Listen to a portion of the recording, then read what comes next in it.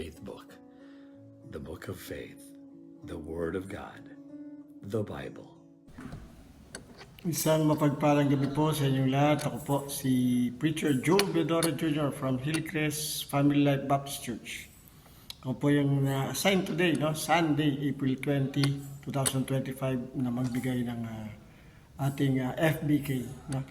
Makikita po ating FBK sa Book of Psalms, chapter 16, verses 9 to 11. Napakaganda po na ating pag-aaralan. Ito po sinulat ni King David. Basahin po natin. Therefore my heart was glad and my glory rejoiced. My body too shall dwell securely. Verse 10, for thou wilt not leave my soul in the realm of the dead, nor allow thy Holy One to see corruption. Thou dost make me know the path of life. In thy presence, in fullness of joy. In thy right hand are pleasures forevermore. Tayo po yung manalangin. Lord Jesus, thank you very much for this opportunity given to us, Lord, to study thy word. Kayo po makita namin, Panginoon. Kayo po maitaas namin, Panginoon. Kayo po mag-guide sa amin sa every word na manggagaling po sa bibig ko, Panginoon. Ito po galing sa inyo, Panginoon. Salamat po. We pray all these things in Jesus' name. Amen. Ito po ay sinulat ni King David, Psalm 16, Pinapakita po ni David dito kung paano siya kasatisfied sa relasyon niya sa Panginoon, Yung pagiging related niya sa Panginoon, ini-explain niya dito, Actually po, from verse 1 ng chapter 16, napakaganda, Meron pa dito, I said to Jehovah, thou art my Lord, I have no good beside thee, Wala raw mas gaganda kundi kasama niya si Jehovah, ang Panginoon natin. Di ba? Pero dito po sa verse 9 na binigay po sa akin para i-discuss natin today,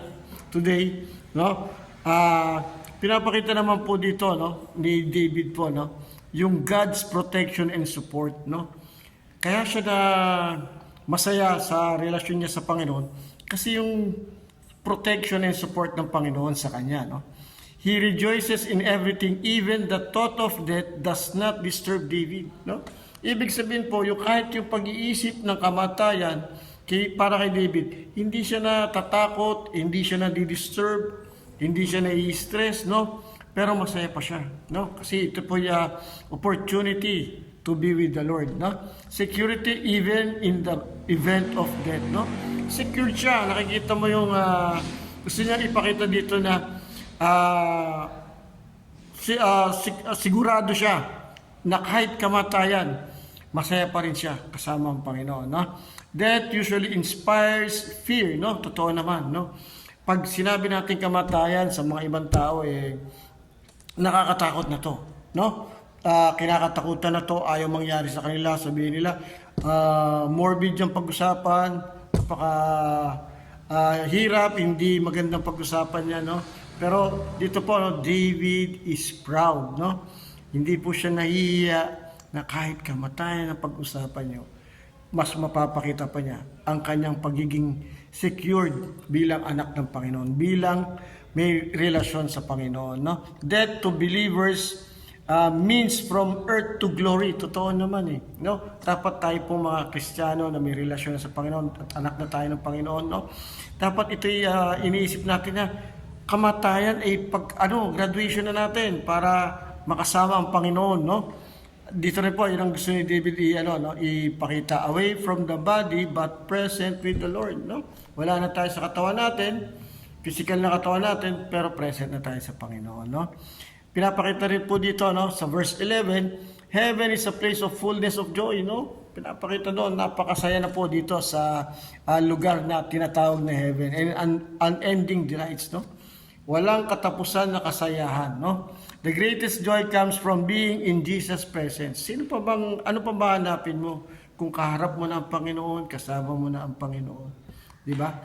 Ibig sabihin po dito wala nang kamatayan, wala nang kasalanan, wala nang sakit, wala nang kalungkutan, Pagkasama mo na yung Panginoon, panay kasayahan na to.